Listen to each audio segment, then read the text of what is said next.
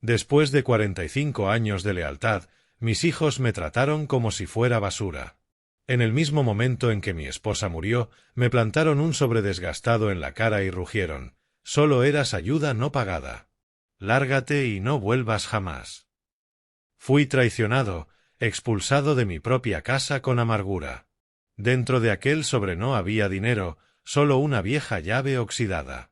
Se rieron de la impotencia de un anciano, pero estaban equivocados. Me fui en silencio, no para huir, sino para empezar un plan que jamás olvidarán. Hola y bienvenido a la historia. Antes de descubrir por qué me dejaron una llave oxidada después de 45 años, dale me gusta al vídeo, suscríbete y dime en los comentarios desde dónde estás viendo. También ten en cuenta que esta es una historia ficticia creada para narración, con ideas significativas y enriquecedoras. El aire en toda la oficina de Alaric Prescott sabía a caoba cara y a una frialdad calculada y definitiva. Estaba sentado en una silla de cuero con respaldo alto que se sentía más como el estrado de un testigo que como una audiencia de herencia. Brock Sterling, un inspector de puentes jubilado de 73 años cuyas manos aún llevaban los callos de toda una vida dedicada a la integridad estructural. Ese soy yo. Aunque en aquella sala me sentía tan frágil como un plano en medio de una tormenta. Mi esposa Elena llevaba 2 semanas muerta y el pesado silencio de la oficina parecía estar midiendo mi valor. Alaric Prescott, un abogado marítimo con una voz como piedras triturándose, sostenía el pesado sobre color crema que cambiaría mi mundo. Me miró con una lástima profesional que me revolvió el estómago con sabor a café rancio. Junto a la ventana estaba Griffin Sterling, de 58 años, un hombre con la postura de quien ya posee el horizonte de la ciudad. Sus ojos de capitalista de riesgo ya estaban liquidando mis 45 años de servicio como si fueran una simple línea en una hoja de cálculo.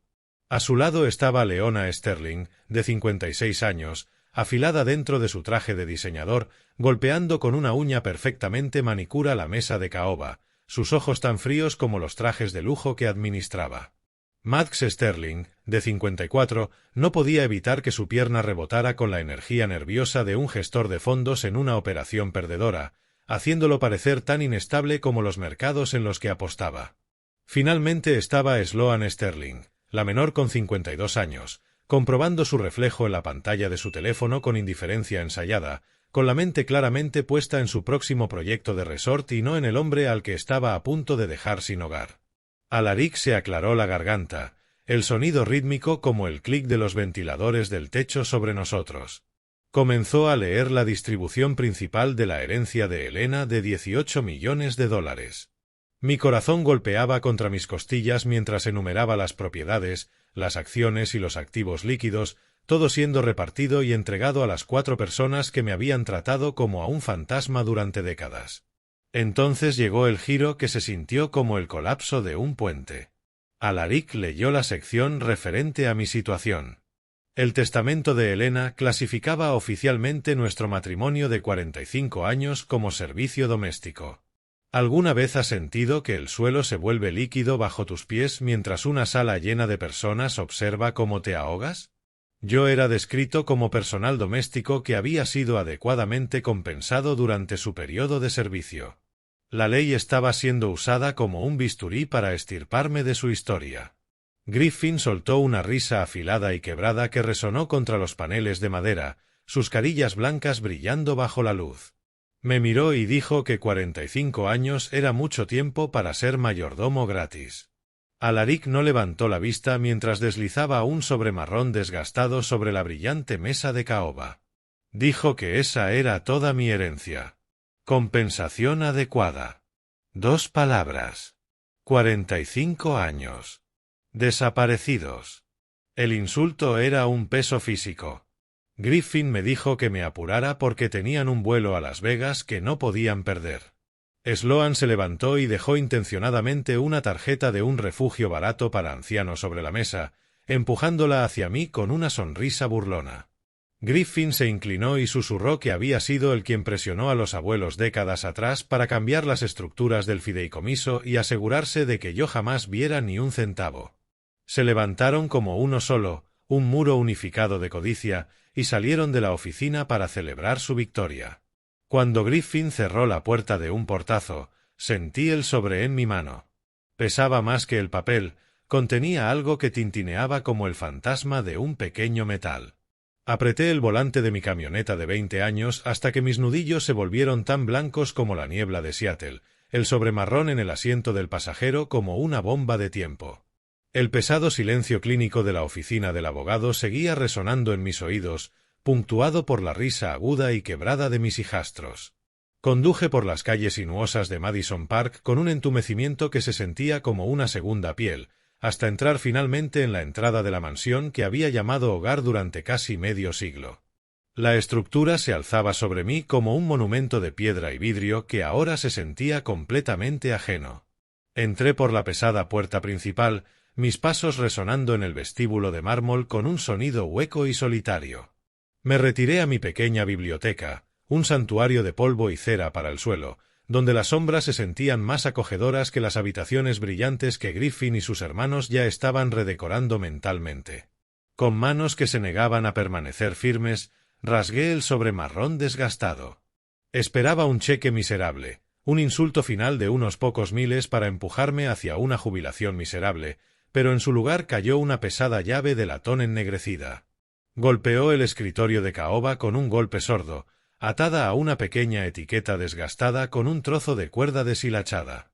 Mi respiración se atascó en la garganta al darme cuenta de que aquello no era dinero ni una despedida legal. Era una pieza física de metal, fría y pesada en mi palma. Mi vida había sido como un puente que inspeccionaba a diario solo para descubrir que sus pilares estaban hechos de secretos y el asfalto era una capa de mentiras. Encontré una sola hoja del papel personal de Elena escondida dentro del sobre. Su letra era inconfundible, elegante, precisa y fantasmal. «Ve a la isla Orcas», decía la nota. «Confía en mí una última vez». Me quedé mirando las palabras hasta que se volvieron borrosas. Orcas Island era un lugar que Elena mencionaba solo de pasada, un destino para esos misteriosos retiros de bienestar a los que iba cada tercer fin de semana durante los últimos 40 años. Nunca la cuestioné, nunca sospeché que estaba construyendo un segundo mundo lejos de las complejidades del apellido Sterling. Si alguna vez has mirado una fotografía de la persona que amabas y te has dado cuenta de que estabas mirando a un extraño, entonces conoces el frío que comenzó a instalarse en mis huesos. Comprendí que aquellos retiros no eran retiros en absoluto, sino viajes secretos a un lugar que ella había mantenido oculto incluso para mí, el hombre que supuestamente había estado a su lado en todo. La luz que se apagaba del atardecer de Seattle entraba por la ventana de la biblioteca, proyectando largas sombras esqueléticas sobre el suelo. Afuera, el sonido del motor de un coche de lujo encendido en la entrada rompió el silencio. Mis hijos estaban regresando, sus voces ya altas con el derecho arrogante de los recién ricos mientras discutían sobre la plata y las obras de arte. Miré la etiqueta atada a la llave de latón y al darle la vuelta bajo la luz tenue encontré una segunda nota más pequeña dentro de la funda plástica de la etiqueta, escrita con una letra diminuta y apresurada que no había visto al principio. «La llave no es para una casa, Brooks. Es para la verdad». El peso del metal se sentía como un ancla en mi palma temblorosa, tirando de mí lejos de los restos de aquella casa hacia un horizonte que apenas podía imaginar. Miré la llave de latón y luego la única maleta en mi armario. Por primera vez en 45 años no estaba esperando permiso para irme. El timbre no sonó. Las cerraduras simplemente giraron y la mansión de Madison Park dejó de ser un hogar para convertirse en la escena de un crimen de codicia. Escuché las pesadas puertas principales abrirse de golpe seguidas del taconeo firme y autoritario sobre el mármol que solo podía pertenecer a Leona. Me moví hacia el ala superior con la llave de latón pesada y fría en mi bolsillo y empecé a empacar con una eficiencia frenética y silenciosa. No tomé las reliquias familiares ni el arte caro. Tomé mis viejas herramientas de inspección de puentes, los medidores de acero y los calibradores que habían sido mis verdaderos compañeros durante décadas. Mis nudillos seguían blancos por el viaje de regreso, mi mente un remolino de la enigmática nota de Elena y del sobre que tintineaba. Estaba a medio doblar una camisa de franela cuando Griffin y Leona irrumpieron en la habitación acompañados por una mujer con un traje gris carbón que llevaba una cinta métrica digital. Ni siquiera me miraron. Hablaron de mí en tercera persona como si fuera una pieza de maquinaria obsoleta siendo inventariada antes de ser retirada. Leona señaló mi cómoda de caoba, diciendo que los muebles del servicio debían ser llevados al vertedero inmediatamente. Griffin se apoyó en el marco de la puerta, su sombra extendiéndose por el suelo como una mancha oscura. Murmuró que iban a vaciar toda el ala porque el olor a viejo y a tabaco barato estaba tan impregnado en las paredes que solo una renovación total salvaría el valor de la propiedad. Ignoré el sabor a amargura y café frío en mi garganta, concentrándome solo en el peso de la maleta. —¿Sigues aquí, Brooks? —preguntó Griffin con una voz cargada de falsa sorpresa. Pensé que la furgoneta de mudanzas que mencionó Alaric era para tu ego, pero parece que tu intención es quedarte como un mal olor. No le di la satisfacción de una respuesta. Cerré los broches de mi maleta y me giré para salir. Pero cuando alcancé el interruptor de la luz escuché un sonido digital desde el pasillo. Clic. El sonido de un cerrojo fue lo más honesto que un hijo Sterling me había dicho jamás. Entonces comprendí que Griffin ya había cambiado los códigos del sistema de seguridad mientras yo empacaba mi vida en una sola bolsa, básicamente dejándome fuera de mi propia historia antes incluso de cruzar el umbral. Pasé las siguientes horas en una pequeña habitación de invitados sin ventanas esperando la profundidad de la noche. A las 4 de la madrugada bajé la gran escalera con mi maleta, pisando con cuidado para evitar los crujidos que conocía desde hacía 45 años. Llegué al vestíbulo y encontré a Griffin sentado en la sala oscura con un vaso de whisky caro en la mano y el vaso de cristal favorito de Elena levantado hacia la luz de la luna. —¿Te vas tan pronto? —preguntó con voz baja y áspera. —Ni siquiera te despediste de la cubertería. Me detuve en la puerta, el aire frío de la mañana filtrándose por las rendijas. —Quédate con la plata, Griffin —le dije sin girarme—. La vas a necesitar para pagar el alma que perdiste. Caminé hacia mi vieja camioneta. El rugido del motor diésel fue un desafío en el silencio del vecindario. La mansión se alzaba en el espejo retrovisor como un mausoleo para un matrimonio que murió en el mismo momento en que el corazón de Elena se detuvo. Cuando crucé por última vez las pesadas puertas de hierro forjado, vi un sedán estacionado bajo una farola muerta. Observé los faros en el espejo, un par de ojos fríos siguiéndome hacia la costa. Entonces comprendí que los hijos no se conformaban con quedarse con el pasado. También querían matar mi futuro. Pisé el acelerador a fondo, el viejo motor rugiendo mientras tomaba las carreteras sinuosas hacia Anacortes. El aire cargado de sal del estrecho empezó a filtrarse por las rejillas de ventilación, pero no logró enfriar el fuego de paranoia que ardía en mi pecho. Detrás de mí, los faros que había visto en las puertas de Madison Park seguían presentes como una burla constante. El alcance de Griffin parecía largo, una sombra proyectada sobre la autopista. Metí la palanca en estacionamiento cuando la rampa de acero del ferry golpeó el hormigón con un estruendo que sacudió los huesos, marcando la finalización de la vida que había dejado en el continente. La vibración rítmica del motor del ferry zumbaba a través de las suelas de mis botas recordándome que aún me movía, que aún respiraba. Escaneé la zona de carga y mis ojos captaron el brillo de un SUV negro que había estado pegado a mi parachoques durante los últimos 50 kilómetros. «Hoy no, buitre», murmuré. Cuando los marineros señalaron el carril hacia Orcas Island, giré hacia la zona de espera de Lopez Island observando cómo el SUV me imitaba. En el último segundo antes de que bajara la barrera giré bruscamente mi camioneta hacia la fila de Orcas, dejando al vehículo negro atrapado detrás de una pared de autocaravanas turísticas y veraneantes frustrados. Una ola de alivio cargada de adrenalina me recorrió cuando el ferry se alejó del muelle dejando mi sombra varada en el continente. Observé la costa alejarse mientras la distancia entre yo y los hijos Sterling crecía con cada nudo del mar de Salish. ¿Cuántos años de tu vida deben pasar antes de darte cuenta de que la persona que dormía a tu lado era en realidad una maestra del ajedrez y que tú eras la pieza más protegida del tablero? Esa pregunta me persiguió durante los 90 minutos de travesía. Cuando el ferry finalmente atracó en Orcas Island el mundo se sintió diferente. El aire estaba cargado con el olor a cedro húmedo y agujas de pino en descomposición, un contraste brusco con el aroma estéril del lujo de Seattle. Conduje por la rampa y la vi de inmediato.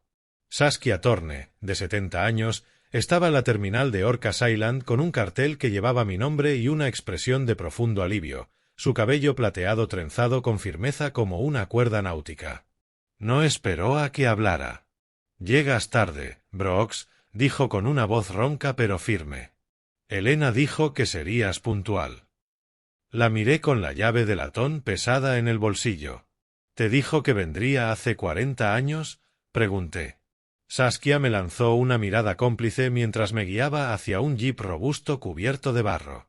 «Dijo que vendrías cuando los lobos finalmente mostraran los dientes». Subí y nos internamos en el interior antiguo y cubierto de musgo de la isla. El musgo estaba en todas partes, asfixiando los árboles, ocultando las piedras y susurrando secretos que no estaba seguro de querer escuchar. Saskia conducía el jeep con una agresividad experimentada girando hacia un camino forestal restringido que parecía tragarse la luz de la mañana.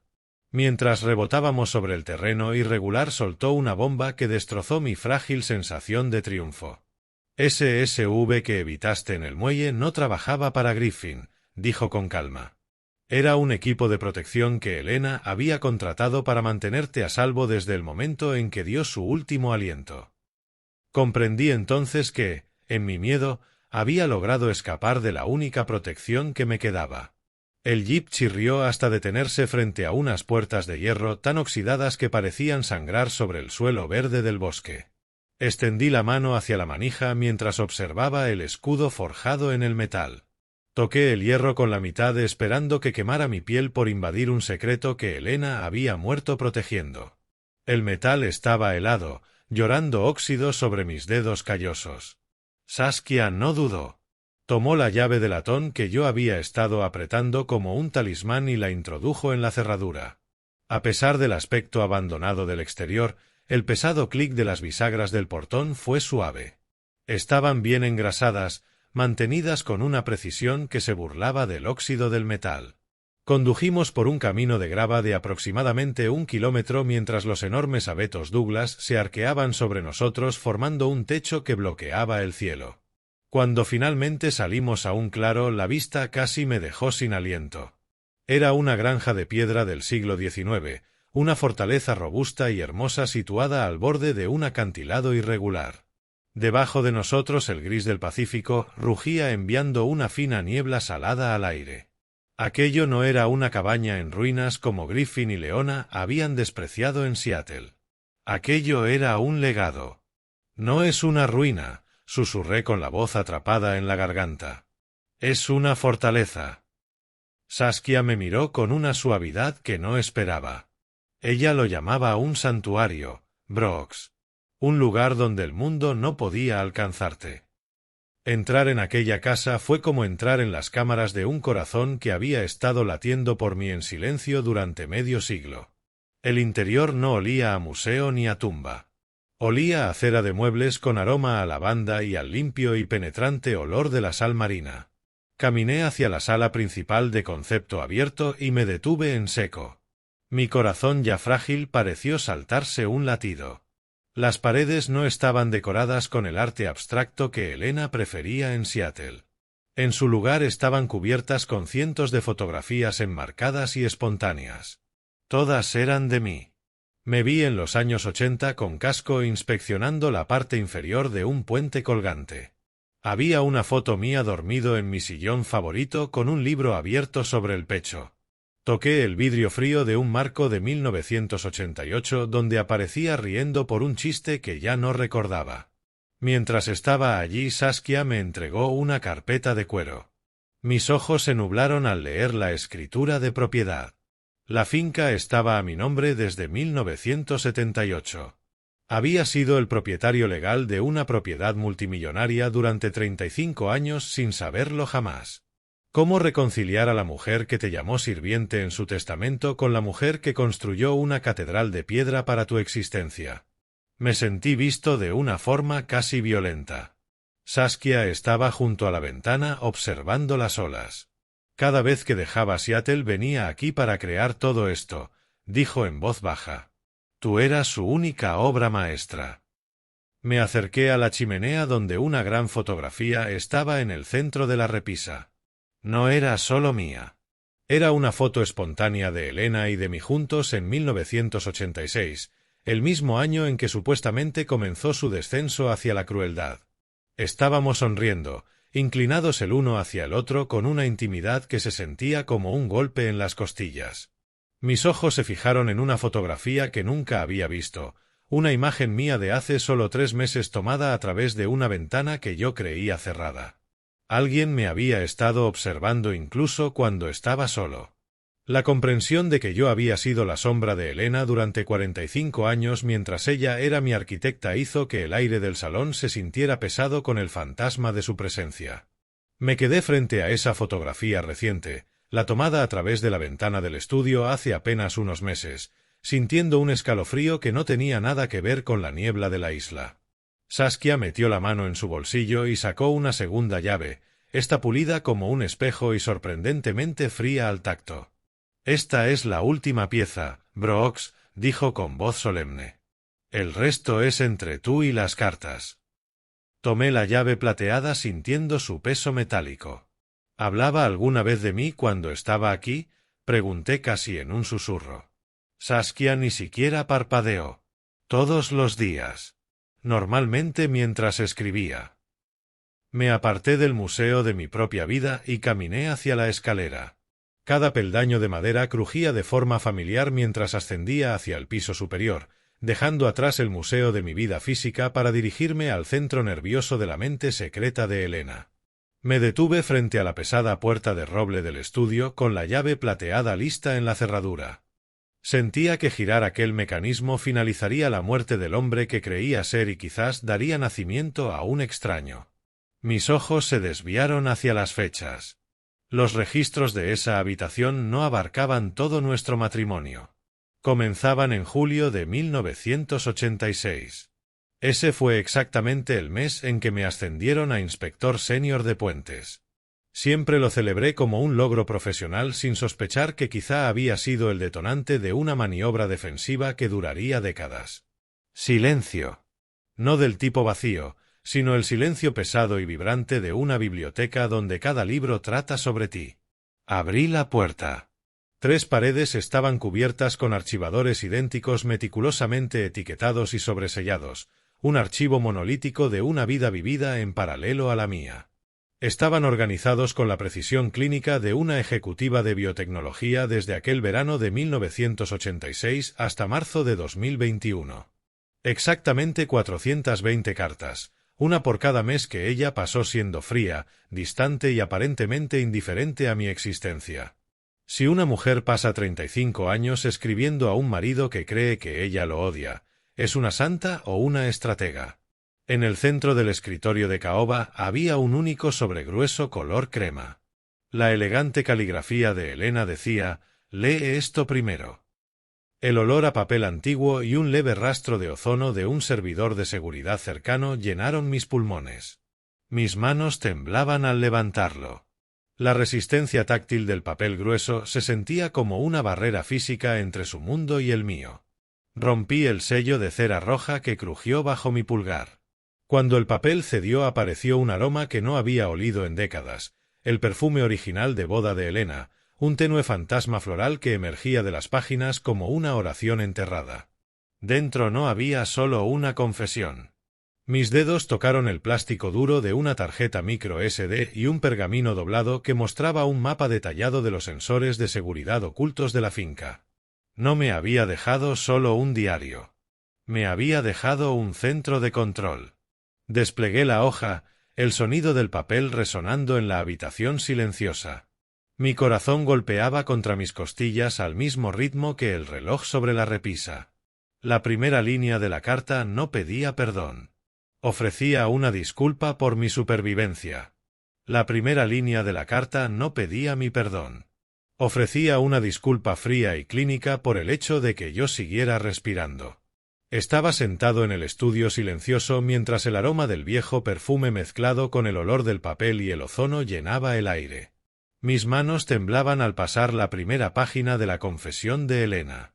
Escribía con una honestidad brutal que hacía que el mundo se inclinara, afirmando que durante 35 años había vivido como una completa extraña dentro de su propia piel. Describía el 14 de junio de 1986 como el día en que la mujer que yo amaba murió para que naciera una protectora. Sentí que el aire abandonaba mis pulmones mientras la matemática de nuestra miseria comenzaba a tomar forma.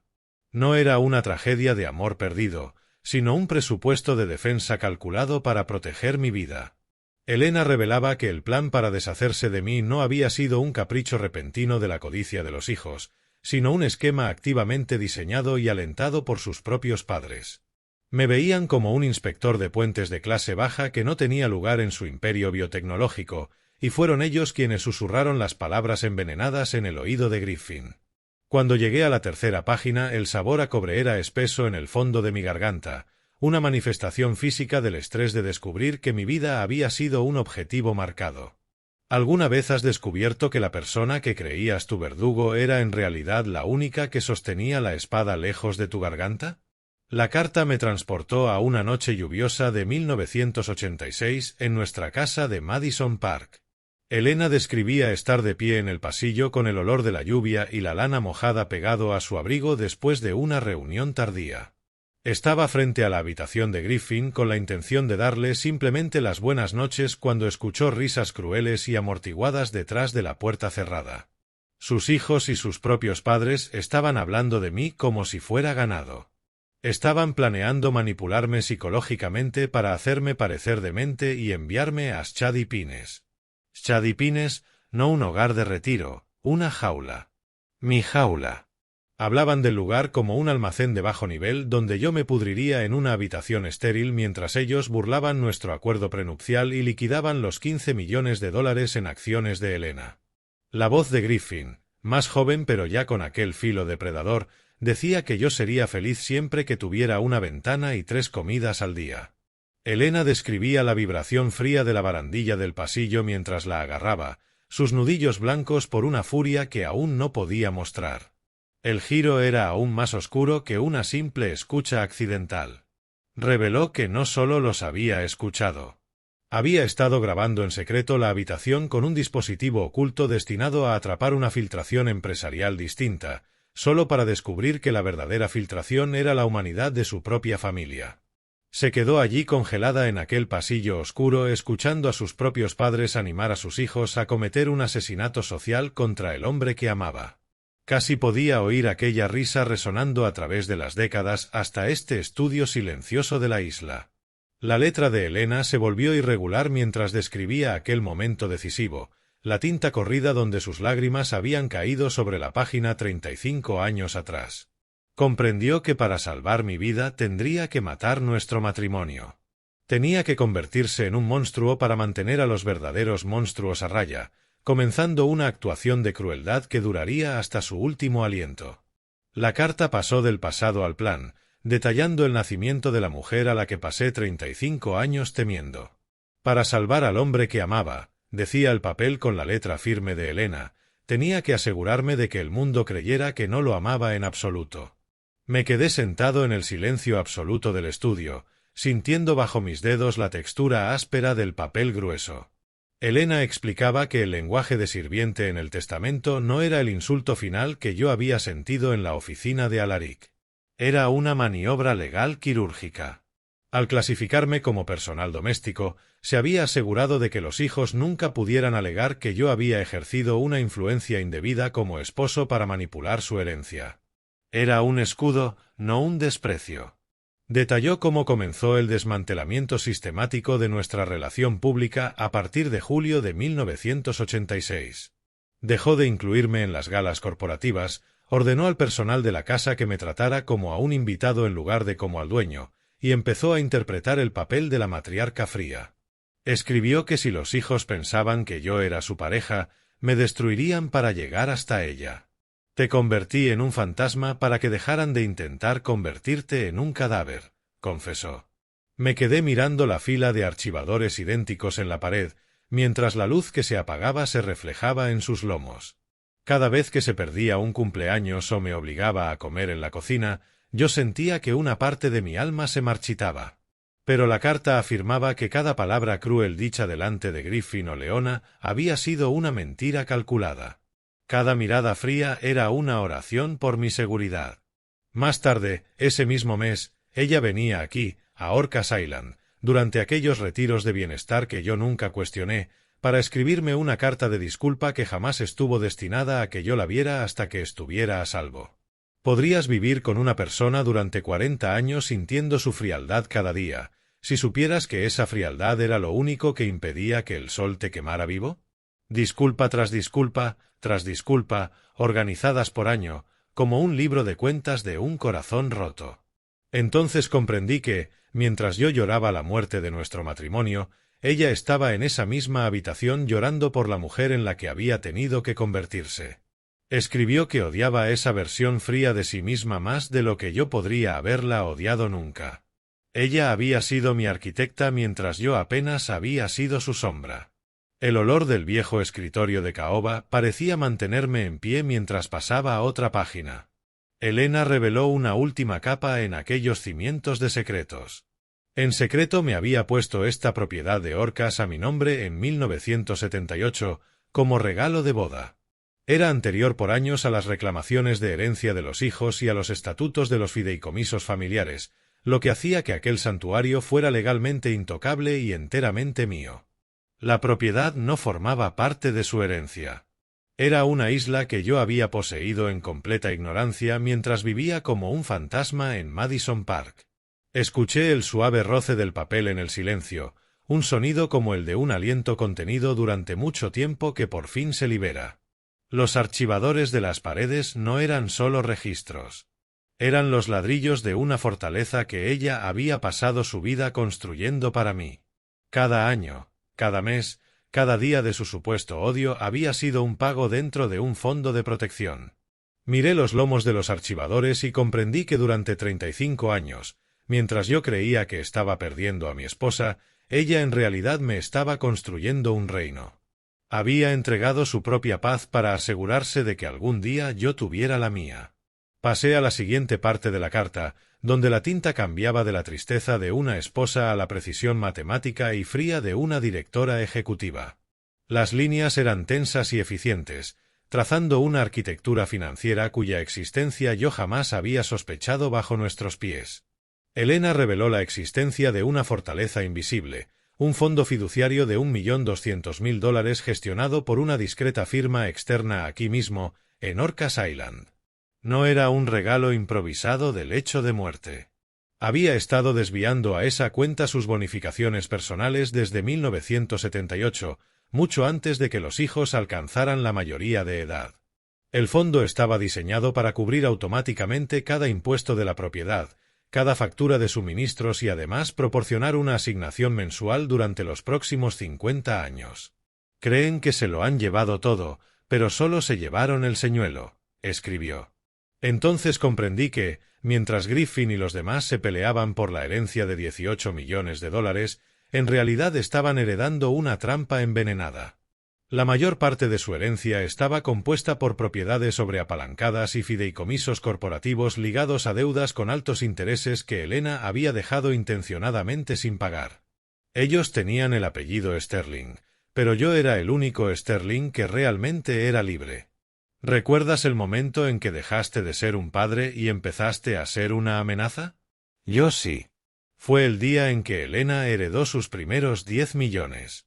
El frío resplandor digital del extracto bancario que había incluido en el sobre confirmaba mi nueva realidad, pero se sentía vacío comparado con los recuerdos que la carta desató a continuación. La prosa de Elena se suavizó, llevándome de vuelta a finales de los años 70, a los años de luna de miel. Casi podía oler el aceite y la grasa de una tarde en Seattle en 1976. Yo tenía entonces 28 años y era inspector de puentes, y Elena era una estrella ascendente en la empresa de sus padres. Cerré los ojos y escuché el sonido fantasma de la risa de un niño pequeño resonando en aquella habitación silenciosa. Recordé haber enseñado a un joven Griffin a arreglar la cadena de una bicicleta en la entrada de la casa. Sujeta bien la llave, Griffin. La integridad empieza por las cosas pequeñas, le había dicho. Recordé leer cuentos antes de dormir a una Sloan de 7 años que me llamaba papá sin pensarlo 2 veces. Éramos una familia de verdad una vez, Brooks, lamentaba la carta de Elena. Tuve que enterrar esos recuerdos para evitar que los depredadores olieran mi debilidad. La memoria es un puente con el suelo oxidado. Tienes que tener cuidado con qué tablones pisas o caerás de nuevo directamente al dolor. Sentí el sabor salado de una lágrima perdida al tocar mis labios mientras leía su disculpa por los años de silencio. Había construido esta vida en la isla como un monumento a lo que habíamos sido, un lugar donde el veneno de la codicia de sus padres no pudiera alcanzarnos. La revelación más impactante llegó al final de la página. Aquel investigador privado que yo creía que Griffin había contratado para seguirme no era el hombre de Griffin. Elena había establecido un dispositivo de protección a través del fideicomiso de la isla años atrás. Su único trabajo era garantizar que yo llegara al ferry sano y salvo una vez que ella ya no estuviera. Yo había pasado todo el trayecto consumido por la paranoia, huyendo precisamente del escudo que ella había muerto por darme. Me puse de pie, con las piernas pesadas como plomo, y miré las 3 paredes cubiertas de archivadores. Tomé el primero, etiquetado como julio de 1986, con los dedos rozando la textura áspera del lomo, como si estuviera tocando la piel de un secreto que llevaba 35 años esperando para gritar. El primer archivador pesaba más que la carta de 20 páginas, sus hojas amarillentas por la humedad del aire de la isla. Pasé por alto los primeros años de pullas verbales y pequeños robos. Mis manos buscaron instintivamente el archivador etiquetado como 2010, el año en que los accidentes empezaron a parecer ejecuciones. Saqué del estante el volumen de marzo, con la piel erizándoseme mientras localizaba la carpeta del día 12. El recuerdo de aquella mañana me golpeó con la fuerza de un impacto físico. Recordé haberme despertado temprano en la mansión de Madison Park, con la mente centrada en un plano complejo de un puente que necesitaba terminar. Pisé la gran escalera de roble, y en un instante, mi mundo se puso del revés. Mi pie perdió por completo el agarre en el tercer escalón y un deslizamiento espantoso me lanzó en una caída de 12 peldaños. El golpe sordo de mi cuerpo contra la madera resonó en el vestíbulo vacío, dejándome con una muñeca destrozada y 3 costillas rotas que convertían cada respiración en una cuchilla de dolor. En aquel momento, Elena simplemente apareció arriba del rellano, mirándome desde arriba con una eficiencia fría y distante mientras los paramédicos me subían a la ambulancia.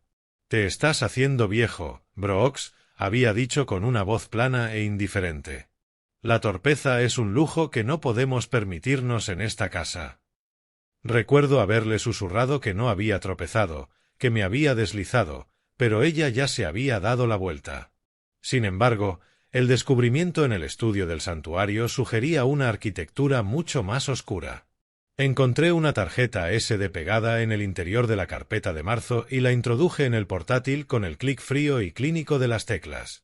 La pantalla cobró vida mostrando una grabación granulada en visión nocturna azulada de nuestra escalera. Mi sangre se heló al ver a Maddox Sterling vestido de negro y con guantes negros de cuero, aplicando meticulosamente una capa de lubricante industrial en los escalones tercero, cuarto y quinto. Aceite, no aceite de oliva, lubricante industrial, incoloro, inodoro, muerte. La grabación era condenatoria. Maddox miró directamente hacia la lente de la cámara oculta con una sonrisa que sentí como una aguja clavándose en el corazón. No esperó simplemente a que yo muriera. Construyó la trampa. Entonces comprendí que el lubricante no había sido un hallazgo casual. Los registros de la carpeta mostraban que había sido comprado usando una cuenta corporativa que Maddox compartía con Griffin. Estaban juntos en aquello, colaborando para asegurarse de que yo no sobreviviera a la primavera. ¿Es posible amar tanto a una persona que permites que se rompa los huesos solo para impedir que pierda la vida? Mientras seguía viendo el vídeo, apareció el giro más doloroso de todos. Elena entró en escena 5 minutos después de que Maddox desapareciera entre las sombras. No limpió la escalera. En lugar de eso, se arrodilló junto a la mesa del vestíbulo y colocó con cuidado un pesado jarrón de cerámica. Comprendí con un sobresalto de horror que estaba desviando la trayectoria de mi caída inevitable, alejándome del afilado borde de mármol de la mesa que sin duda me habría aplastado el cráneo. Eligió una lesión menor, huesos rotos y costillas partidas, para evitar la herida fatal que su propio hijo había planeado.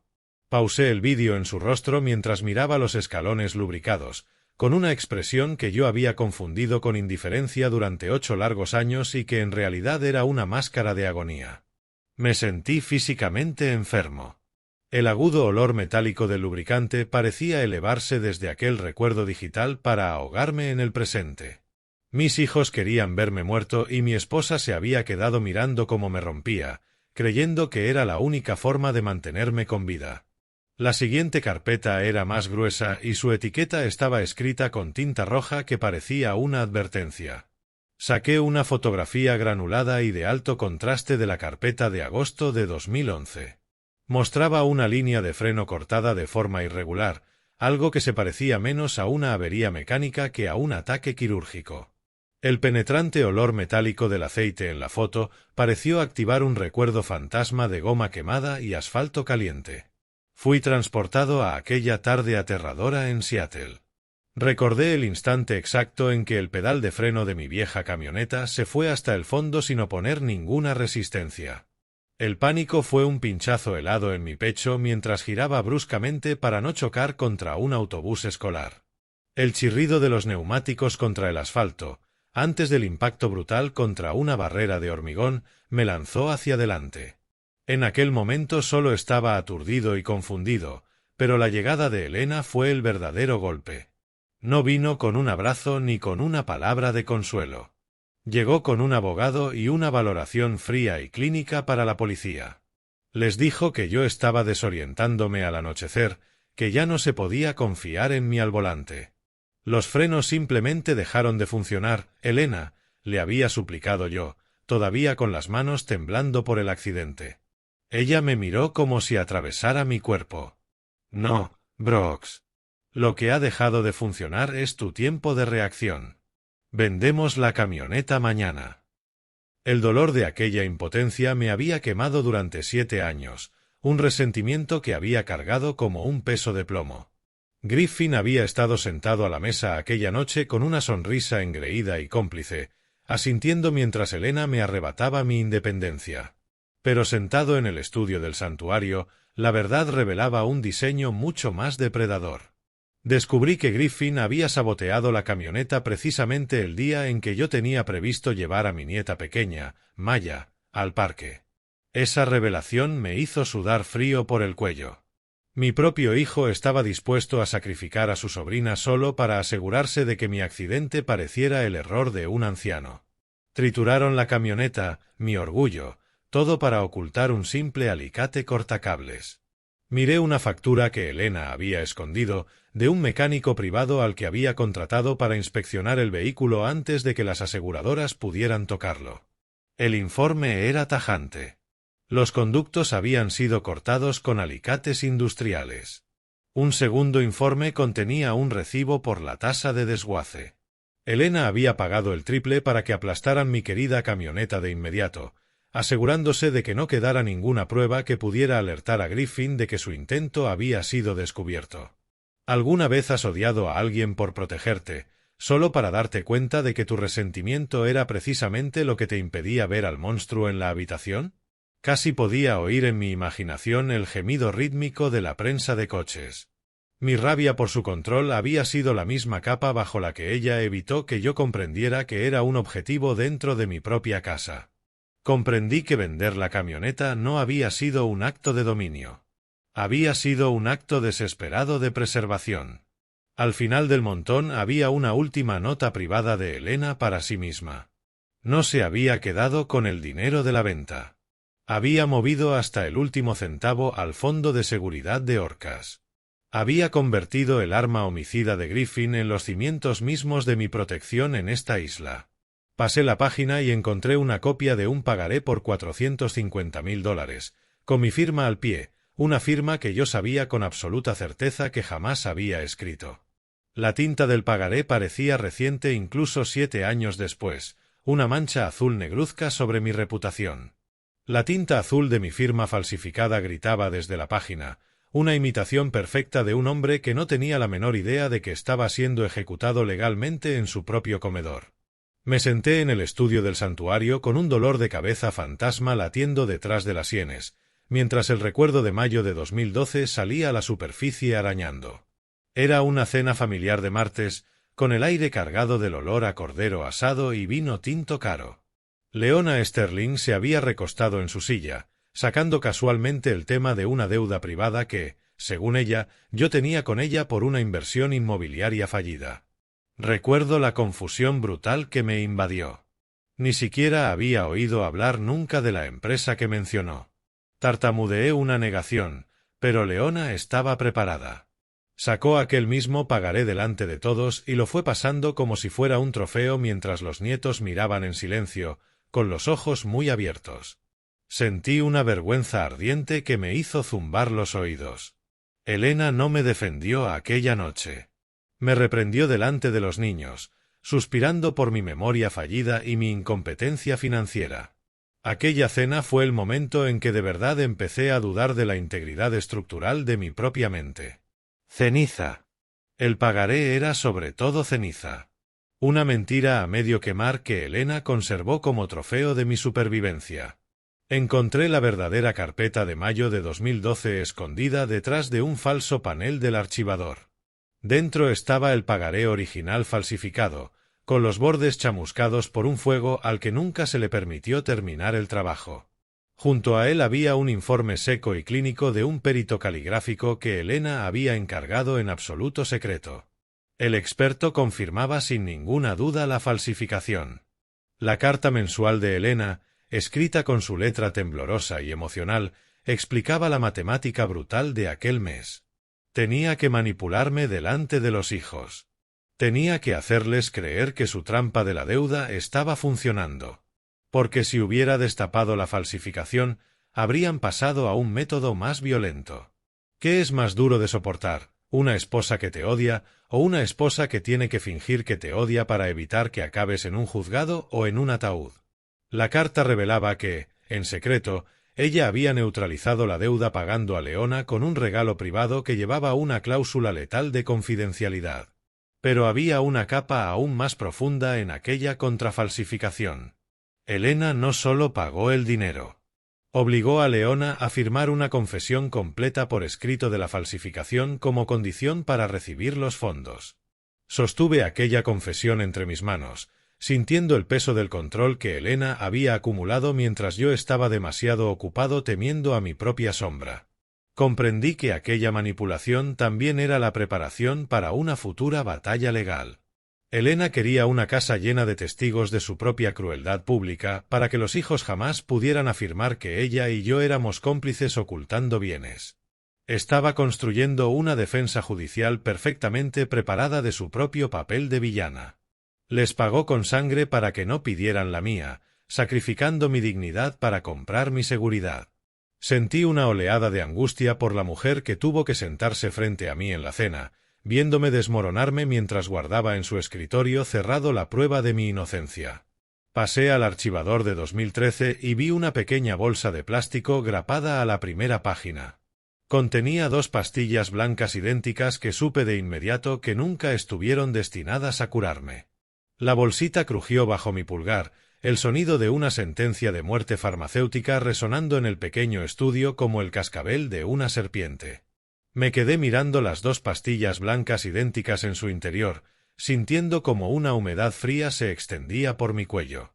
Recordé el año 2013 como un año de horizontes vibrantes y un zumbido constante y pesado dentro de mi cráneo. Mi presión arterial se había convertido en una bomba de relojería y el sonido de la sangre corriendo en mis oídos era una advertencia rítmica que yo no sabía interpretar. Reviví aquellas mañanas en la mesa del desayuno en Madison Park, con la cara ardiéndome y el corazón golpeando contra mis costillas, mientras Sloan Sterling me observaba con una sonrisa clínica y expectante. Era mi hijastra más joven, la misma a la que yo había leído cuentos. Y, sin embargo, se sentaba allí bebiendo su zumo de naranja como si estuviera esperando un gran final. Elena descartaba mi visión borrosa como quejas de viejo cada vez que los hijos estaban cerca, con una voz cortante de indiferencia pública. «No entiendo por qué siento que la cabeza me va a explotar», le había susurrado una vez en la cocina. Ella simplemente me dijo que me acostara y me quedara quieto. Descubrí que la verdad era mucho más siniestra que el simple envejecimiento. Sloan no actuaba por un impulso de codicia. Me estaba usando como caso de prueba para el método de las pastillas placebo, perfeccionando una forma de acelerar una herencia eliminando discretamente los obstáculos. ¿Alguna vez te has sentado frente a alguien a quien criaste, viéndole beber zumo de naranja mientras esperaba a que tu corazón fallara? El archivador contenía la prueba que nunca pedí, imágenes granuladas en blanco y negro de una cámara oculta mostrando a Sloan entrando en la cocina a medianoche. Su rostro iluminado por la luz del frigorífico mientras sustituía metódicamente mi lisinopril por aquellos placebos de sabor dulzón y clínico. Pero el horror venía acompañado de una revelación de amor descomunal. El siguiente conjunto de fotos mostraba a Elena entrando en esa misma cocina a las 3 de la madrugada, noche tras noche durante 8 largos meses. 8 meses. 240 noches. Una mujer sola en la oscuridad con un frasco de verdad. Casi podía oler el leve aroma de su café de las 3 de la mañana impregnado en las páginas amarillentas del archivador. Elena cambiaba cuidadosamente las pastillas de azúcar por medicación real que obtenía a través de una farmacia extranjera. Leí sus notas sobre el agotamiento profundo que soportaba, quedándose despierta hasta que la casa quedaba completamente en silencio solo para asegurarse de que mi corazón no se detuviera mientras dormía. Vi a mi hija intentar matarte 300 veces y 300 veces te elegí a ti, confesaba su carta. Cada pastilla que devolví a ese pastillero fue un minuto que le robé a la muerte. Para impedir que los hijos probaran un método más violento, Elena había dejado a propósito una entrada falsa en un diario donde se quejaba del deterioro de mi salud, haciéndoles creer que su sabotaje estaba funcionando. Estaba jugando una partida de mentira de alto riesgo con mi vida como si fuera la apuesta. La sensación fría del plástico del pastillero en las fotos parecía un peso fantasma en mis propias manos. Comprendí el enorme coste físico y emocional que debió de suponer para ella interpretar de día a la villana y de noche a mi ángel de la guarda. Pasé a la carpeta de 2014, pero lo primero que vi no fue una carta. Fue una pulsera de hospital con mi nombre, manchada con una sola gota de sangre seca. La pulsera estaba quebradiza y el plástico se rompió al tocarlo, igual que mi salud se había quebrado aquella fría mañana de febrero de 2014. Sostuve los restos irregulares en el silencio del estudio del santuario mientras el olor fantasma a antiséptico hospitalario me picaba en la nariz. Aquel día sigue siendo una astilla afilada en mi memoria. Estaba en la cocina de Madison Park, con la luz fría del invierno colándose por las ventanas, intentando servirme una simple taza de café. De pronto el mundo se torció. Un sabor metálico a cobre inundó mi boca, la señal inequívoca de un mini ictus. Miré impotente cómo el lado izquierdo de mi cuerpo se convertía en plomo. La taza de porcelana resbaló de mis dedos sin fuerza y se hizo añicos contra el suelo de piedra con un sonido como un disparo. Me derrumbé en una silla, arrastrando las palabras al intentar pedir ayuda. Elena estaba allí, de pie en la puerta, con el rostro convertido en una máscara de piedra implacable. No corrió hacia mí. No gritó. Simplemente me miró y dijo que estaba ensuciando el suelo, con una voz seca como hojas de otoño. Recuerdo que la herida más profunda de aquella mañana no fue el ictus, sino el aislamiento de su mirada. Griffin apareció detrás de ella, aparentemente llamando al servicio de emergencias. Pero descubrí la verdad en la carpeta. Había retrasado la llamada a propósito durante 3 minutos, fingiendo estar atendiendo una crisis laboral mientras yo yacía allí muriéndome. Quería que esos segundos extra fueran el margen de mi fracaso. Leí la carta de febrero de 2014, con los dedos recorriendo la tinta corrida allí donde las lágrimas de Elena habían caído sobre la página 35 años después.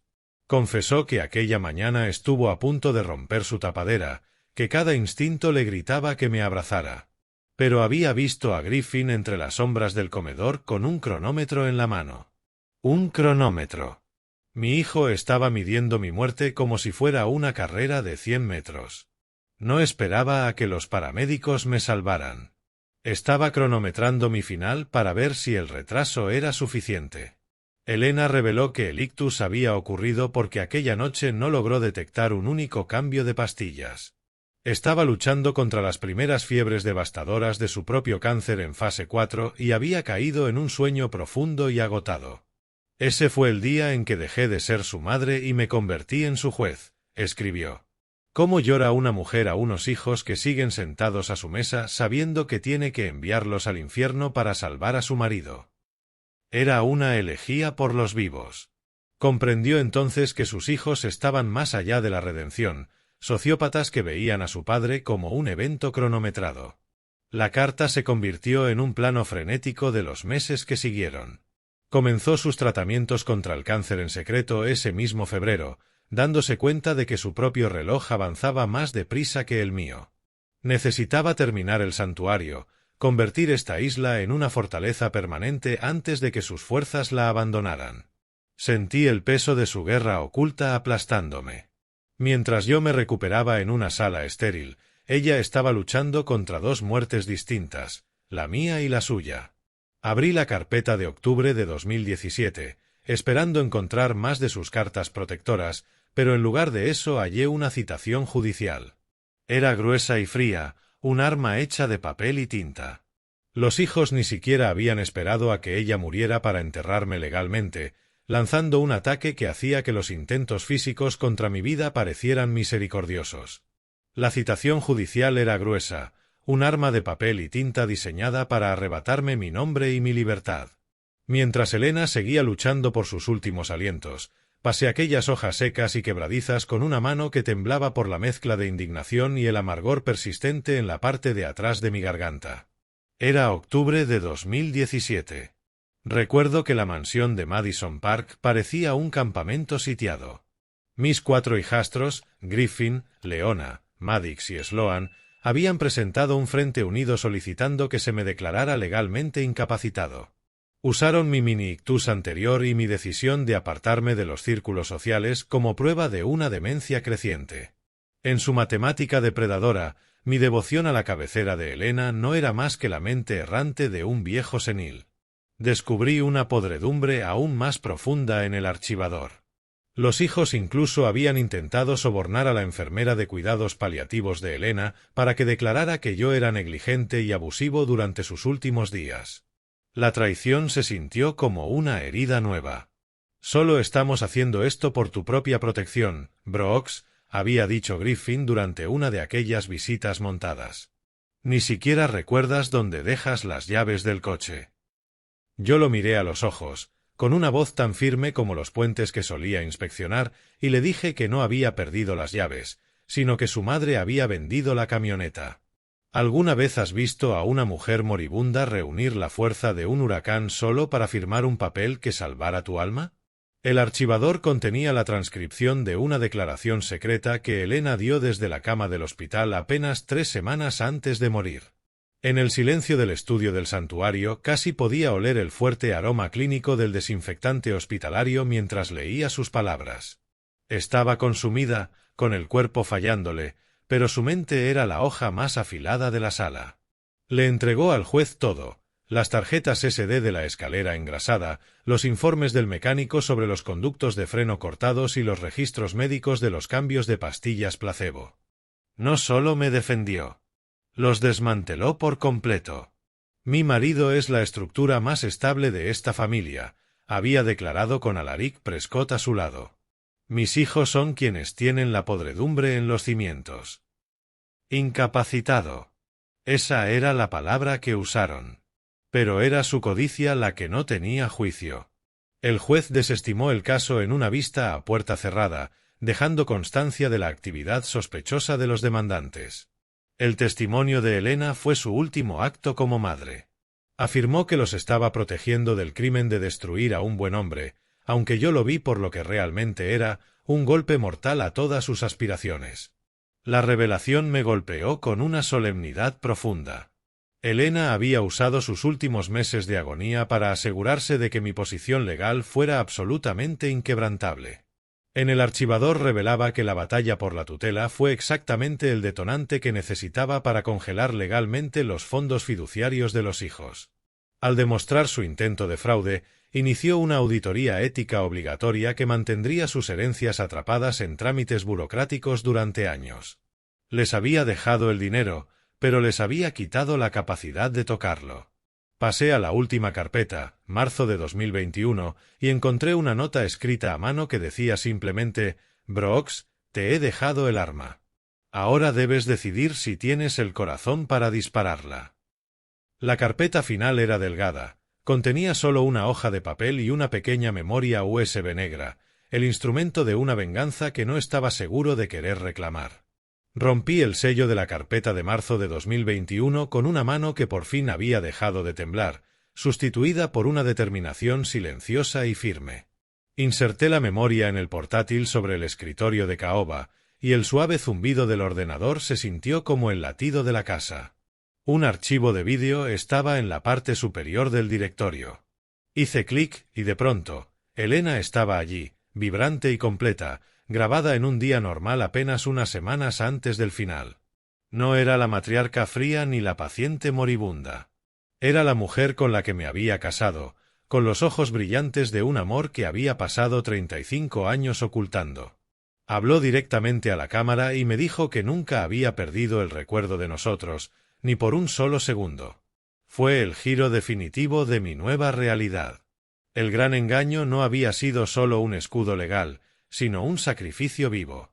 Volví mi atención a la última carta, la entrega número 420 de su vigilia silenciosa.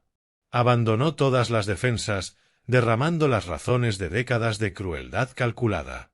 Me pidió perdón por los años de silencio que habían parecido una ejecución a cámara lenta.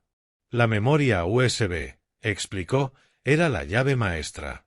Contenía los códigos de acceso a los fideicomisos congelados de los hijos y las pruebas recopiladas de sus crímenes, el sabotaje de la escalera, los frenos cortados, el cambio de pastillas. Sé libre, Brooks. Su firma firme parecía latir sobre la página. Yo construí los muros, pero tú decides quién puede cruzar la puerta. Te amé en cada silencio, en cada mirada fría y en cada carta que escondí del mundo. Las 420 cartas eran los ladrillos de una fortaleza en la que yo había vivido sin saberlo hasta que el techo quedó terminado. Me senté en el duro suelo de roble, apoyando la espalda contra el escritorio de caoba mientras la cálida luz dorada del amanecer de la isla empezaba a entrar en la habitación. El olor a papel viejo se mezclaba con el aire marino fresco que entraba por la ventana entreabierta. Libre. No de la casa. No de los hijos. Libre de la mentira. 35 años creyendo que yo era una carga, un mayordomo, un error. Todo se disolvió en una paz profunda que me llegó hasta los huesos. No había sido víctima de una esposa cruel. Había sido el tesoro protegido de una mujer brillante. No me dejaste, Elena, susurré a la luz de la mañana. Solo te adelantaste para terminar el puente. Comprendí entonces que al darme la llave maestra había realizado una última inversión de poder. Yo era ahora el único fideicomisario de la vida de los hijos. Tenía el poder de decidir si volverían a ver un solo centavo de la fortuna Sterling o si pasarían el resto de sus vidas respondiendo por la sangre que intentaron derramar. El peso de 3 décadas de confusión desapareció, sustituido por una serenidad tan absoluta que se sentía como un cimiento bajo mis piernas. El mundo estaba en silencio. El único sonido era el ritmo distante de las olas golpeando los acantilados. Cuando la luz tocó los archivadores, convirtiendo sus lomos blancos en un muro dorado, vi una pequeña luz roja parpadeando en el intercomunicador del estudio, una señal de la puerta principal que indicaba que alguien había cruzado el perímetro. El intercomunicador zumbó otra vez, una intrusión aguda en el primer momento de paz que había conocido en medio siglo. No respondí. En su lugar abrí el enlace del servidor externo que Elena me había dejado y observé a través de aquella ventana digital cómo los monstruos que yo había ayudado a criar comenzaban a despedazarse en Seattle. La luz azul parpadeante de la pantalla era la única iluminación del estudio oscuro. Mientras revisaba el archivo de sus movimientos recientes, descubrí que los hermanos ya habían empezado a pelear por mis antiguos aposentos y la plata familiar incluso antes de que el testamento se secara. Su unidad era tan falsa como las lágrimas que habían derramado en el funeral. Abrí un archivo grabado en un exclusivo restaurante de carnes de Seattle apenas 4 días después de enterrar a Elena. En la pantalla parecía casi sentirse el olor de los puros caros. Griffin estaba ruidoso y fanfarrón, recostado con una copa de vino de $5.000. Brindaba por mi marcha mientras repartía llaves de un Lamborghini de $500.000 que había comprado a crédito. Espero que al viejo le guste el sabor de la sopa enlatada en ese basurero de isla, se burló Maddox mientras Leona brindaba por librarse por fin del peso muerto. Su codicia era un espectáculo, un banquete de buitres celebrando una presa que ni siquiera les pertenecía. Un Lamborghini, una apuesta millonaria, un brindis de $5.000, todo construido sobre la arena de la misericordia de una mujer moribunda. El vídeo cambió a varias semanas después, grabado por cámaras ocultas en la biblioteca de la mansión de Madison Park. La risa había desaparecido, sustituida por el parpadeo rojo de una crisis. Observé cómo el rostro de Griffin se volvía morado de rabia mientras Alaric Prescott les informaba por altavoz que sus principales cuentas fiduciarias habían sido señaladas para una auditoría ética. La celebración se transformó en pánico frenético. Maddox, perdiendo el control, lanzó un vaso de cristal contra la chimenea de piedra. Se hizo añicos con un estallido seco. Acababa de descubrir que su línea de crédito de $1 millón para Las Vegas había sido cancelada, mientras Sloan hiperventilaba al darse cuenta de que una estafa con criptomonedas había borrado el resto de sus ahorros líquidos. ¿Alguna vez has visto a un depredador darse cuenta de que ha sido él quien cayó en la trampa? Gritaban a Alaric exigiendo saber cómo su dinero podía estar sometido a una revisión ética. No entendían que Elena había construido una jaula con sus propios impulsos. «Mamá nunca haría esto», gritó Sloan desesperada, mirando alrededor como si buscara una salida. Ese inspector de puentes debió envenenarle la mente al final. Seguían sin ver la verdad.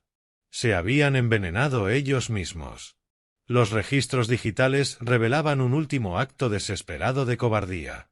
Griffin había intentado falsificar un codicilo al testamento apenas la semana anterior, intentando recuperar los bienes que Elena había puesto fuera de su alcance. Pero el sistema que Elena había creado era una trampa con un gatillo sensible. Detectó automáticamente la falsificación y lo denunció al comité ético antes de que siquiera pudiera guardarlo. Mientras el vídeo volvía a mostrar sus rostros arrogantes en el restaurante, apareció una nueva alerta en la pantalla, una señal GPS de una furgoneta de alquiler que acababa de salir del ferry a apenas 3 millas de mi puerta. Los buitres venían a la isla, pero ya no buscaban un festín. Venían a suplicar por sus vidas. El teléfono del escritorio empezó a vibrar, sacudiendo los archivadores como una campana de advertencia. No necesitaba contestar para saber que la calma de Orcas Island estaba a punto de romperse con el pulso frenético de 4 herederos desesperados. Pasé los dedos por el lomo frío del archivador de marzo de 2021 antes de levantar el auricular. La voz de Saskia llegó como un susurro áspero al otro lado, urgente. Confirmó lo que el GPS ya había insinuado. La furgoneta llevaba a Griffin, Leona, Maddox y Sloan. Parecían frenéticos y desaliñados en el muelle del ferry. Me dijo que parecían personas que habían dormido con sus trajes puestos, despojados de su antiguo brillo por la realidad de sus cuentas congeladas. Saskia me advirtió que no venían para una reunión emocional.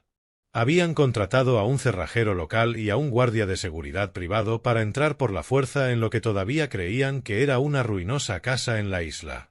Una pequeña sonrisa de acero apareció en mis labios cuando mencionó al cerrajero.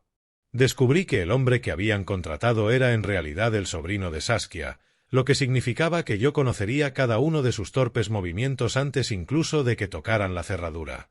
«Déjalos venir, Saskia», dije con una voz tan firme como los muros de piedra que me rodeaban. Las puertas fueron construidas precisamente para este tipo de tormentas.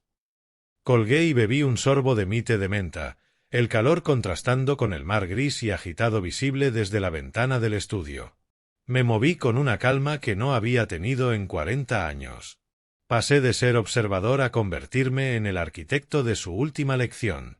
Usé la consola de mando de la finca para activar los protocolos de seguridad internos que Elena había diseñado con tanto cuidado, mientras el olor a ozono de los monitores llenaba la habitación.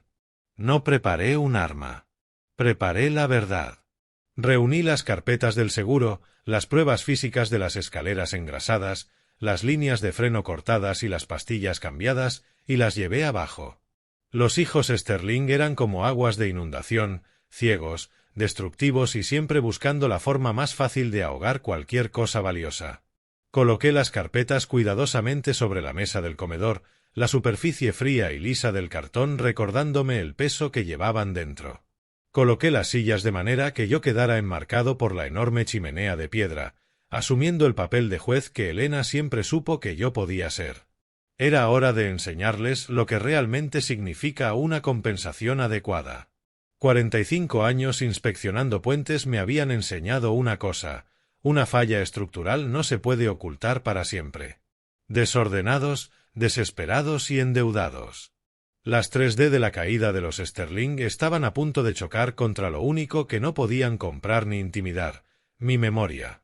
Mientras estaba sentado allí, la vibración de los gruesos muros de piedra anunció la llegada de la furgoneta. Revisé una última vez la cámara del bosque. Griffin lideraba el grupo, apretando contra el pecho un pesado tubo de documentos. Entonces comprendí que no solo venían a ocupar una casa. Habían falsificado una nueva escritura de la propiedad, un último escudo de papel contra su propia ruina. Observé los monitores mientras la furgoneta blanca giraba hacia Oahu Lane, levantando una nube de polvo como una señal de guerra que por fin llegaba a mi puerta. Me puse de pie, ajusté el cuello de la camisa y caminé hacia el porche para recibir la tormenta. No me escondí en las sombras. Salí al porche y me senté en la silla de mimbre de respaldo alto de Elena, dejando que el sol de la isla me diera en la cara mientras las puertas se abrían con un gemido como las fauces de una trampa. El crujido rítmico del mimbre bajo mi peso era el único sonido en la quietud repentina de la tarde. No tomé un arma ni un teléfono. En su lugar coloqué una pequeña mesa junto a mi silla con un solo vaso de agua y la memoria USB negra. Ya había cableado el porche para sonido y vídeo. Y mientras estaba allí sabía que cada palabra y cada movimiento se transmitían directamente al servidor legal de Alaric Prescott como una declaración en vivo imposible de borrar. Observé cómo la furgoneta blanca subía lentamente el camino de un cuarto de milla, su motor quejándose en la pendiente. Era la metáfora perfecta del apellido Sterling, esforzándose, sobrecalentándose y finalmente fallando contra unos cimientos que ya no podía dominar. Durante 45 años yo había sido la ayuda, el hombre que inspeccionaba los puentes mientras otros caminaban sobre ellos. Hoy era el único que realmente pertenecía a esta tierra. Igual que al inspeccionar un puente, me dije, esperas a que la tensión se rompa antes de declarar el fallo. Creen que vienen a casa, pero en realidad están entrando en un tribunal. Tomé un sorbo lento de agua fría, dejando que me estabilizara el pulso. A lo lejos podía ver la nube de polvo elevándose. Un sudario blanco para la vida que creían recuperar. Antes de revelar la verdad sobre el tubo de documentos que Griffin aprieta contra el pecho, ¿sigues conmigo? Elige a si crees que debería mostrarles misericordia o ve si debería dejar que las pruebas los destruyan, y añade una razón breve para que pueda ver tu punto de vista. Ten en cuenta que lo que sigue contiene detalles recreados con fines narrativos, aunque el mensaje central es lo que espero que permanezca contigo. La puerta de la furgoneta se abrió.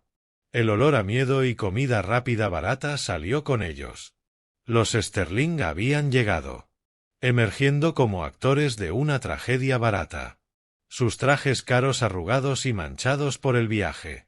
Griffin Sterling tomó la delantera, su rostro ya adquiriendo ese familiar tono rojo arrogante al verme sentado por encima de él. Apretaba el tubo de documentos como si fuera un cetro, con los nudillos blancos. Detrás, Leona y Maddox parecían fantasmas de lo que habían sido, mientras Sloan se quedaba un poco atrás con la mano aferrada a un pequeño spray de pimienta oculto. Venían preparados para una pelea, pero no estaban preparados para el hombre que los esperaba. «Ya has tenido tus pequeñas vacaciones», ladró Griffin al detenerse al pie de las escaleras. «Ahora recoge tus cosas y lárgate de nuestra propiedad». Leona miró los terrenos perfectamente cuidados con una confusión que rápidamente se convirtió en codicia renovada. «Míralo», escupió con veneno. «Sentado como si fuera el rey de la isla. Es patético». No me levanté. Ni siquiera parpadeé. Griffin dio el primer paso hacia el porche, con los ojos clavados en la memoria USB sobre la mesa. Y por un segundo vi el instante exacto en que comprendió que no estaba mirando a una víctima, sino a un hombre que sostenía el detonador. No me levanté para recibirlos. Permanecí en la silla de Helena, viendo cómo el derecho arrogante se desangraba del rostro de Griffin al darse cuenta de que mi silencio era una fortaleza que no podía intimidar. Observé su zapato pulido tocar el primer escalón de piedra de mi santuario, el cuero arañado y cubierto de sal de su viaje desesperado. Maddox, siempre oportunista, percibió el cambio en el ambiente y empujó a Griffin para adelantarse. Ofreció una disculpa débil y desesperada, su rostro convertido en una máscara frenética de arrepentimiento fingido. «Brooks, papá, mira, las cosas se calentaron en la ciudad», balbuceó intentando abrazarme en un gesto de reconciliación tan vacío como su cuenta bancaria. «Solo queremos hablar de los verdaderos deseos de mamá». Intentó rodearme con los brazos, como si hubiera cámaras ocultas que necesitara engañar. Me aparté con la facilidad de un hombre acostumbrado a esquivar fallas estructurales. Maddox tropezó y al recuperar el equilibrio un pequeño grabador plateado cayó de su bolsillo y golpeó el porche. ¿Alguna vez has oído a un hombre pedir perdón con la boca mientras sus ojos calculan el valor del reloj que llevas en la muñeca? No respondí. Dejé que el sonido del Pacífico golpeando los acantilados llenara el silencio incómodo. Los otros hermanos permanecían detrás de él, divididos entre el desprecio por la cobardía de Maddox y el creciente terror ante mi compostura inquebrantable. «Podemos empezar de nuevo, ¿verdad?», suplicó Maddox con la voz quebrada. «Por la familia». Silencio. Era mi única arma y los estaba destrozando. Finalmente rompí el silencio no con palabras, sino tomando la memoria USB negra de la mesa. Me levanté lentamente con la calma de un hombre dueño de cada centímetro de aquel acantilado. «Todos ustedes», ordené con una voz baja cargada de una autoridad que jamás habían oído. Señalé la pesada puerta de roble y los conduje dentro.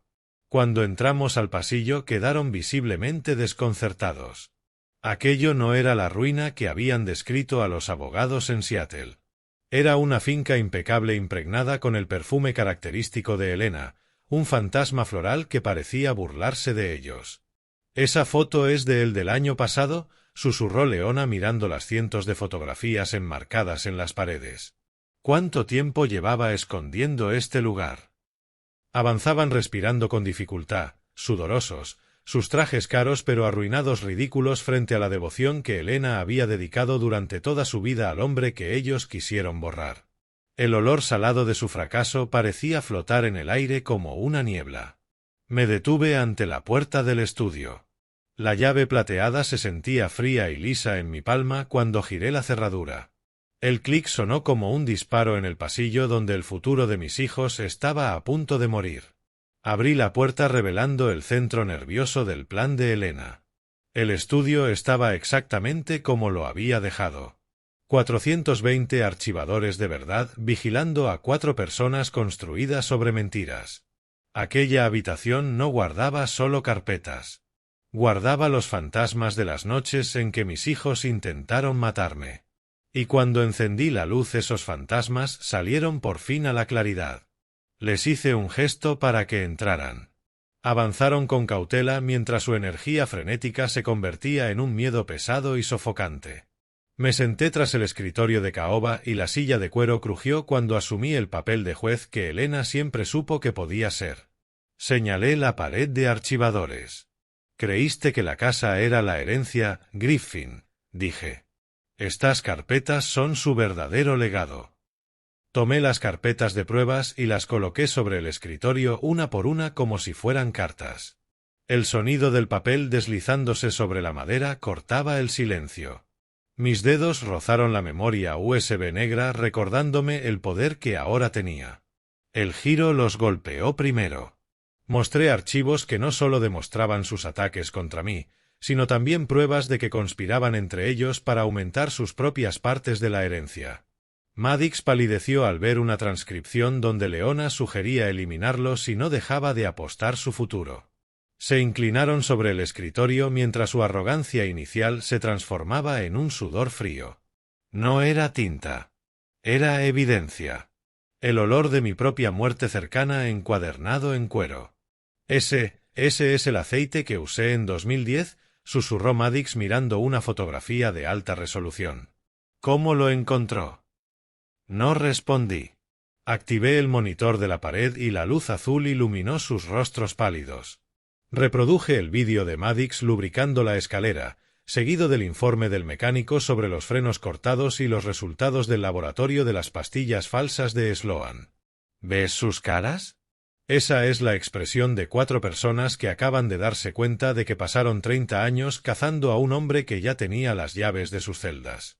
Cada intento de asesinato, abuso a anciano, falsificación tenía peso suficiente para enterrarlos. Les expliqué que Elena ya había registrado todo en un servidor legal marítimo. Si yo no introducía un código de seguridad cada 48 horas, las pruebas se enviarían automáticamente al fiscal del distrito. No quería solo el dinero, Sloan, dije mirándola temblar. Querías verme dejar de respirar. Luego miré a Griffin que aún sostenía el tubo de documentos. Le informé que la propiedad que intentaba reclamar estaba clasificada como santuario de conservación. Nunca podría venderse para desarrollo, por lo que su escritura falsificada no valía absolutamente nada aunque lograra expulsarme. Elena no era solo una directora ejecutiva, les dije con voz fría. Era una inspectora de puentes como yo. Encontró cada grieta en sus almas. Permanecieron en silencio paralizados mientras la realidad caía sobre ellos. Cerré la última carpeta y miré a Griffin, cuyo rostro pasó del rojo de la rabia al gris de un hombre que acaba de ver sonreír a su verdugo. El silencio del estudio ya no era paz. Era una horca. ¿Saben cuál es la carga estructural de una mentira?, pregunté. En el monitor un indicador azul mostraba la carga en directo de la memoria USB al servidor legal de Alaric. El estado de Washington llama a lo que hicieron intento de asesinato en primer grado, dije con calma. Yo lo llamo fracaso de carácter. El tubo de documentos cayó al suelo con un golpe hueco. Mamá no haría esto, balbuceó Griffin. No nos enviaría a prisión. No parpadeé. Ella no quería verlos en jaulas, Griffin. Pero tampoco iba a permitir que siguieran siendo lo que son. Les revelé el primer golpe de su nueva realidad. Ya había usado la llave maestra para pagar sus deudas inmediatas. Ahora yo era su único acreedor. Poseía sus hipotecas, sus líneas de crédito y su propia existencia financiera. Ni siquiera tenían el lujo de declararse en bancarrota. Le debían la vida al hombre que intentaron borrar. $20 por hora. De un Lamborghini a una pala. Ese es hoy el tipo de cambio sterling. Coloqué sobre el escritorio el contrato de redención. Los términos eran absolutos. Griffin, te entregarás para cumplir una condena negociada de 4 años por sabotear los frenos. Trabajarás como asistente legal ayudando a presos indigentes. Maddox, trabajarás en las obras de construcción de la isla por el salario mínimo bajo pruebas estrictas de sobriedad. Leona y Sloan administrarán la granja y el futuro refugio. Vivirán en las casas de trabajadores al pie de la colina, sin sus diseñadores ni su estatus. Me miraban atónitos.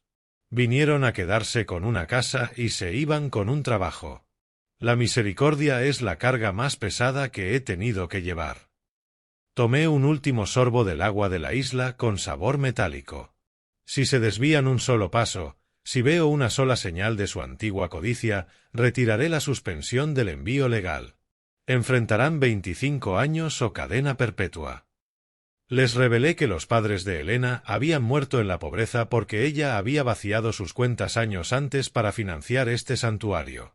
Sabía que la podredumbre venía de 2 generaciones atrás y la cortó de raíz. «Ganarás $20 la hora», repetí. «Sudarán. Sangrarán. Y me agradecerán la oportunidad de volver a ser humanos». Me miraron en total sumisión, el impacto de pasar de herederos a trabajadores hundiéndose en sus huesos. Empujé la memoria USB hacia el centro del escritorio. Aquella pequeña pieza de plástico negro parecía una granada con el seguro a medio sacar. Esperé a que uno de ellos rompiera el silencio. El reloj antiguo del estudio marcaba cada segundo como el final de su antigua vida. Sloan fue la primera en quebrarse. El sonido de sus tacones golpeando el suelo cuando cayó de rodillas fue lo más honesto que había oído en esta casa desde que el corazón de Elena se detuvo. Se derrumbó en un llanto histérico. «Yo no quería hacerlo», gritó entre sollozos agarrándose al borde del escritorio. «Griffin dijo que era la única forma de salvar nuestras acciones. Dijo que solo eras un obstáculo». Confesó que su proyecto de resort fallido la había dejado tan endeudada que el miedo a la pobreza había devorado su alma.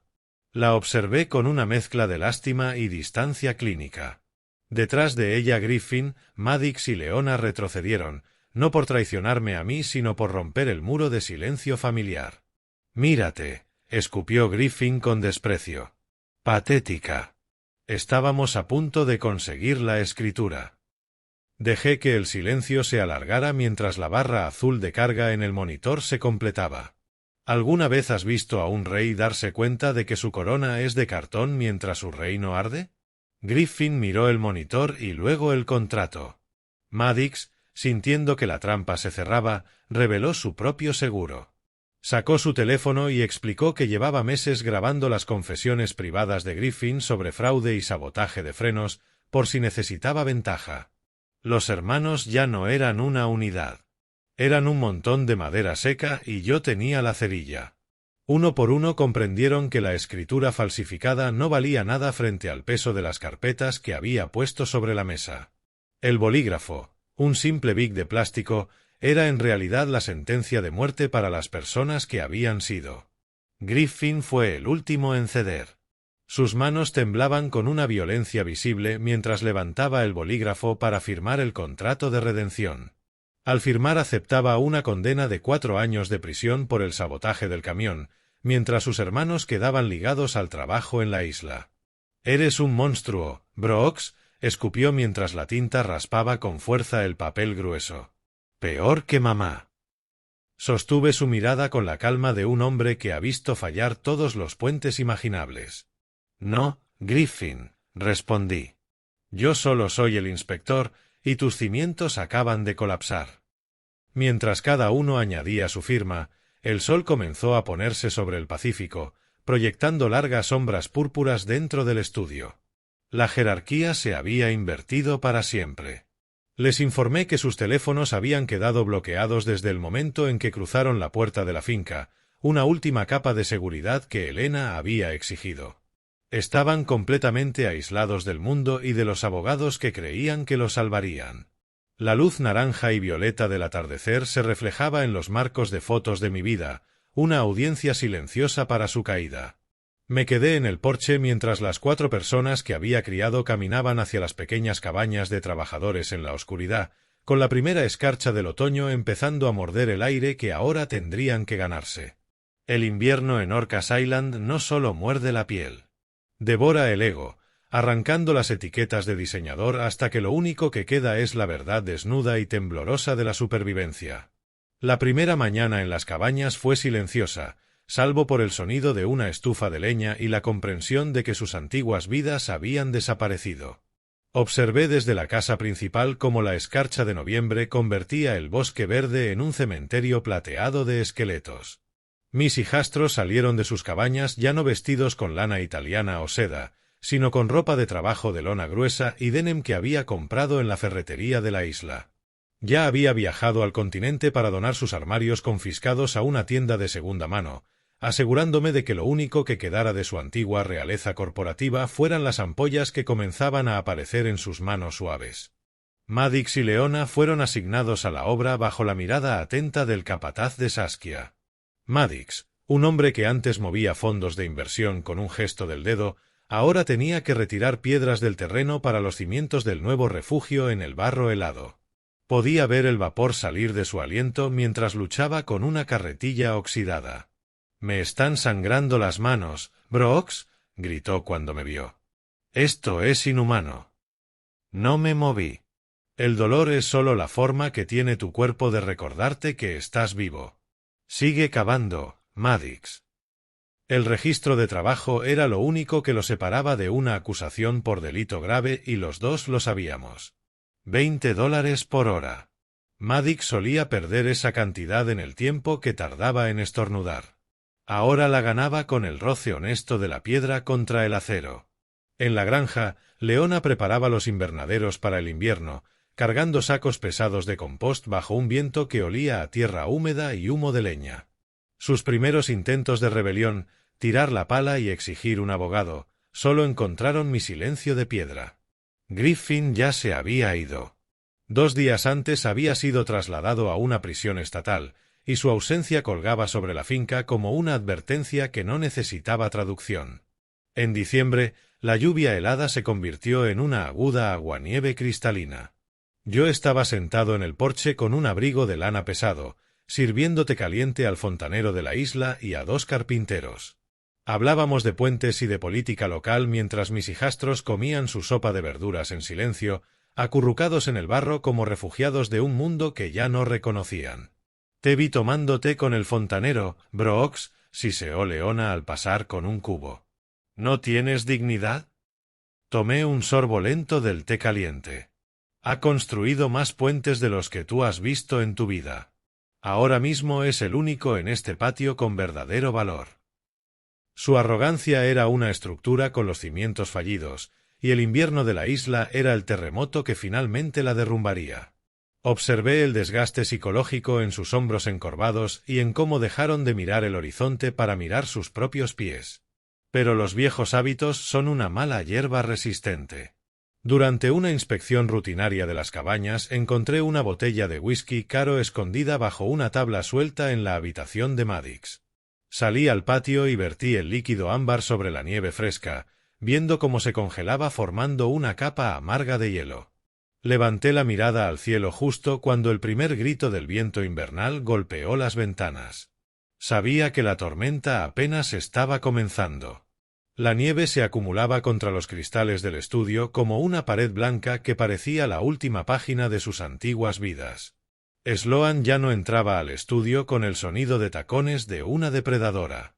Caminaba con el paso pesado y silencioso de alguien que llevaba semanas contando sus pecados en la oscuridad. La observé desde mi escritorio. Olía a lana húmeda y al jabón barato de las cabañas. Su piel había perdido el brillo de antes y sus manos estaban llenas de callos por el trabajo en el invernadero. Antes de sentarse vi tierra fresca en sus rodillas. Aquella misma mañana había descubierto que Sloan usaba su escaso tiempo libre para cuidar el jardín memorial de Elena en la niebla helada. Nadie se lo había ordenado. Era penitencia. Me senté en un rincón mientras cumplía su sesión obligatoria de terapia por videollamada. La luz azul del portátil iluminaba sus ojos enrojecidos mientras el doctor Aris, un especialista de Seattle, comenzaba. «No intentaba matarlo», murmuró Sloan. «Solo necesitaba que el tiempo avanzara más rápido.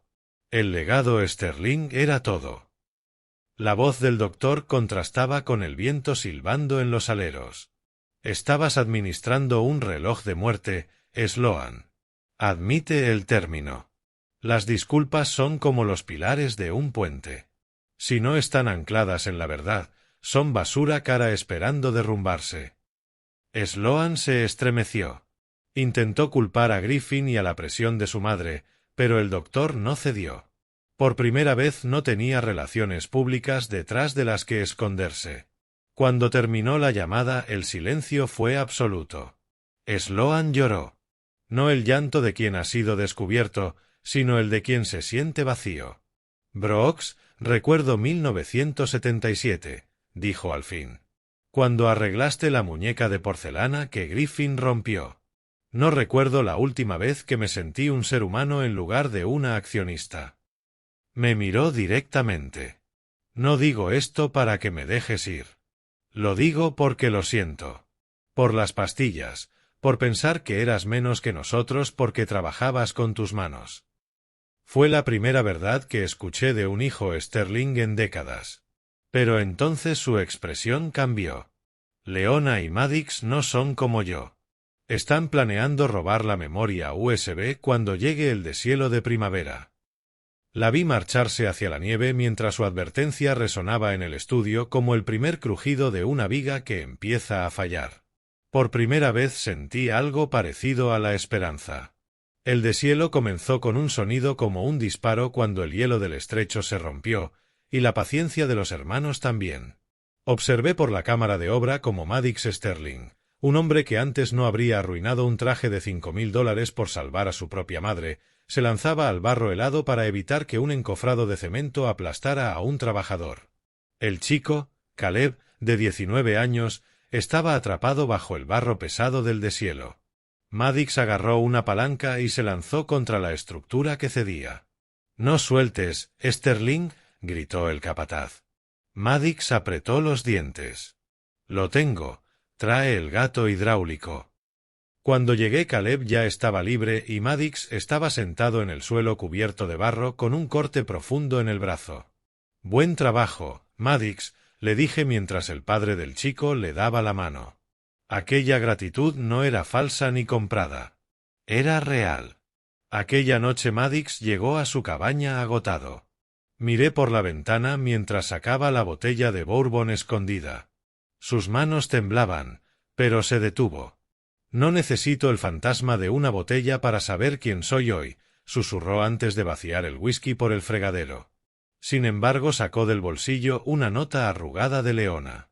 Un plan para sabotear el servidor de seguridad esa misma noche. De repente sonó la alarma del sistema. La luz roja parpadeó en el patio. La paz del invierno había terminado. Observé a Leona en el jardín Victoria semanas después. Durante su intento de hackear el servidor, el sistema no mostró un error, sino un vídeo de Elena en sus últimos días. Aquella mirada silenciosa de su madre la rompió más que cualquier prisión. «No quería el dinero esa noche», me confesó. «Solo quería que dejara de mirarme así». Le asigné el jardín Victoria, nombrado por la madre de Elena, la mujer que había sembrado la codicia en la familia. Durante semanas la observé transformarse de depredadora en cuidadora. En mayo el jardín florecía. El aire olía a hojas de tomate y tierra húmeda. Leona recogía tomates violetas brillantes cuando me acerqué. «Sobrevivieron a la helada, Brooks», dijo. «Les diste una razón para quedarse», respondí. Me ofreció una cesta de verduras. «Toma, papá», dijo en voz baja. Era la primera vez que usaba esa palabra desde 1986. La tomé sintiendo que el puente entre nosotros dejaba de tambalearse. Al día siguiente tomé el ferry hacia la prisión Monroe. Griffin apareció con uniforme de preso. Sin trajes ni arrogancia parecía el niño al que enseñé a pescar. No sabía que yo había pagado su defensa legal en secreto. «¿Recuerdas el puente Skagit?», preguntó. «Tú sostenías la cinta métrica mientras yo revisaba los remaches», respondí. Griffin confesó que al leer las cartas de Elena había comprendido que él era el intruso en mi vida. Me dijo que había rastreado las cuentas offshore de sus abuelos y planeaba devolver el dinero al santuario. Cuando me fui lo vi mirar sus propias manos como un hombre que inspecciona sus propios cimientos. Ya no vi a un monstruo. Vi a un hombre que empezaba a reconstruirse. Meses después regresé a la isla y encontré una fila de coches subiendo el camino. El refugio Victoria's Haven abría sus puertas a sobrevivientes de violencia doméstica. Mis hijastros habían cumplido el contrato. Maddox supervisaba la nueva ala del edificio. Leona servía comida del jardín. Sloan gestionaba la logística con humildad. Todos trabajaban juntos. Aquella tarde llevamos las cenizas de Elena al acantilado. Cada uno lanzó un puñado al viento. Entonces descubrí un último sobre escondido dentro de la urna.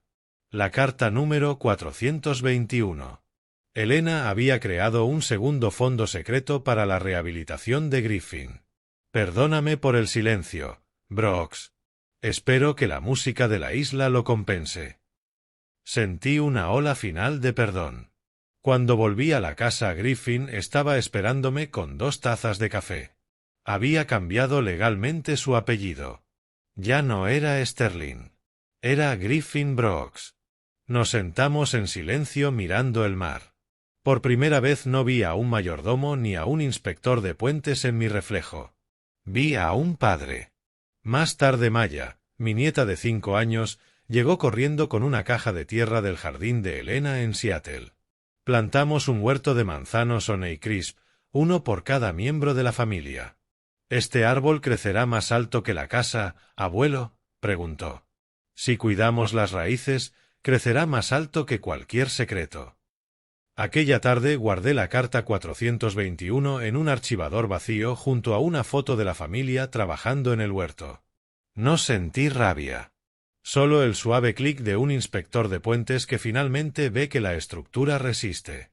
La inspección terminó. Elena, susurré. El puente sigue en pie. Esa noche cenamos todos juntos bajo las estrellas. Sin herederos desesperados, sin matriarcas frías, sin mayordomos invisibles. Solo una familia que había sobrevivido a su propia guerra. Cuando me levanté y caminé hacia el borde del acantilado, escuché el faro llamado la luz de Elena iluminar el mar. Comprendí que durante décadas aquella luz había estado guiándome a casa. Ya no esperaba un ferry. Ya estaba exactamente donde debía estar. Mirando atrás comprendí que mi mayor error no fue la traición que sufrí, sino el silencio que cargué durante tantos años. Nunca dejes que el silencio sustituya a la verdad. La venganza puede comenzar una historia, pero solo la responsabilidad y la redención pueden reconstruir una familia. Si hoy pudiera hablar con mi yo más joven le diría: no esperes décadas para hacer las preguntas difíciles y nunca asumas lo peor de las personas que amas. Gracias por acompañarme en esta historia. Si te encontraste en una situación como la de Brooks, enfrentando traición y decisiones imposibles, ¿qué habrías hecho tú? Tu opinión importa, así que puedes compartirla en los comentarios. Y si esta historia te conmovió, considera suscribirte para no perderte las próximas. Ten en cuenta que, aunque esta narración se inspira en temas sociales reales, algunos elementos han sido dramatizados con fines narrativos. Si este tipo de contenido no es para ti, está bien. Puede que haya otros vídeos aquí que encajen mejor con tus intereses.